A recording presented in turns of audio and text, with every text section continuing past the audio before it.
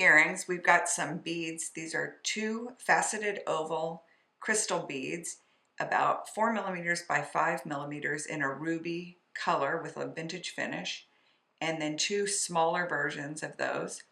These are 3 millimeter by 4 millimeter. They look a little bit darker, but they're also ruby with a vintage finish. We have 2 rings with kind of a twisted rope design, 12 millimeters across. And then we've got these fun little tags. These are little flat gold rectangles with a hole at one end, and they are 2 millimeters by 4 millimeters.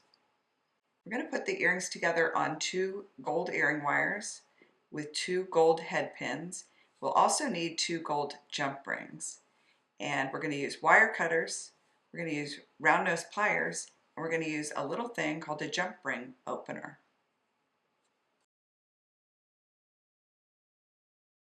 To get started making the earrings, we're going to start with the head pin wire and feed on 2 of the beads.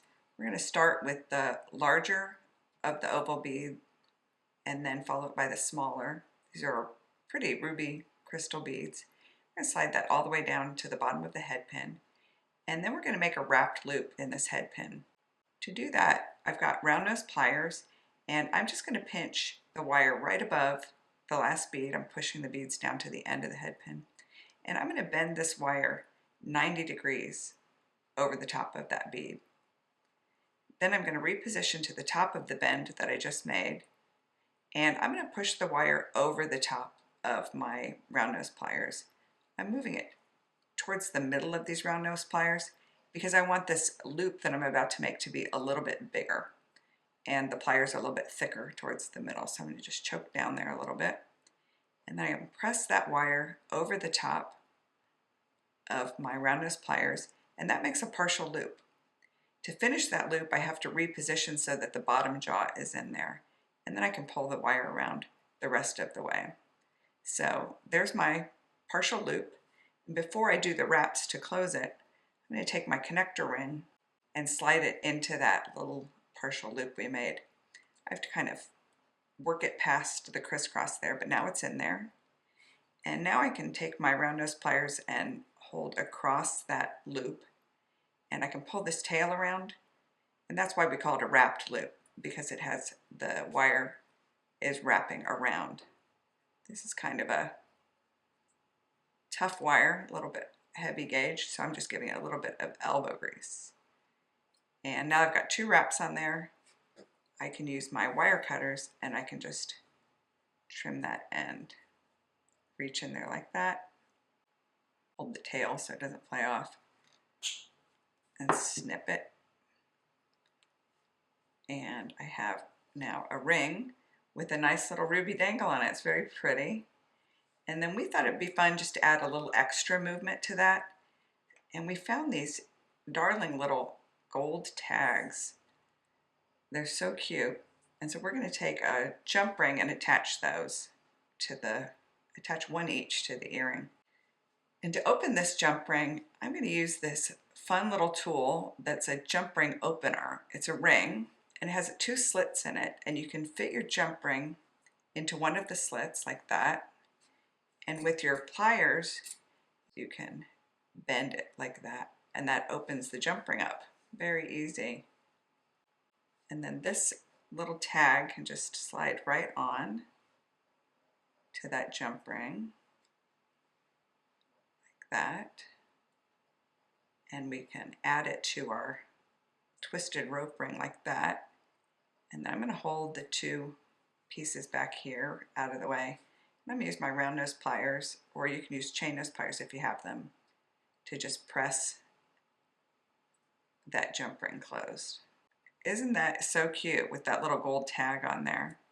Then the last thing we need to do is slide our ring into our earring wire like that, and then just close that little opening at the top. And there's one of our earrings made already. Let's straighten that out a little bit. How cute. Let's do that again because we like to have a matching pair. So I'm going to repeat with the head pin wire, feed on the bigger bead, followed by the smaller bead. You could do this with any beads. And then we're going to make our wrapped loop by pinching here, bending 90 degrees, moving to the top, coming down a little bit so we have a little bit bigger loop there, going almost all the way around, finish coming around, and then before we wrap that loop, I'm going to slide in that ring connector. We love collecting ring connectors like this. We use them in all kinds of jewelry. And this one was actually part of a chain. We cut it apart. You just have to work it past that crisscross. And now that that's on, we can grasp it with the pliers like that, and then pull this tail around 2 times. Just pull it nice and tight, and then trim that little tail like that. I can see a little piece sticking up here. You can just press that down with your pliers like that. And halfway done, then we want to open this jump ring. I'm going to hold it this time, holding it with my round nose pliers with the opening at the top, and then I can put on my little jump ring opener. It's got 2 slits. This one's for smaller gauge. Find the one that works. This one is the right gauge, and it helps me rotate that jump ring open. Very easy. So now I can slide on my darling little tag. I think this is just such a cute little piece because it's so flashy. It has so much movement and shine. And then another way to close the jump ring is to use your jump ring opener again to bend it back into place. You get a better grip. And I can bend it back into place like that. Make sure that's nice and closed. And then the last thing is to slide this on to the earring wire and press that closed. Make sure it looks straight from the front. Fast and pretty little pair of ruby dangle earrings.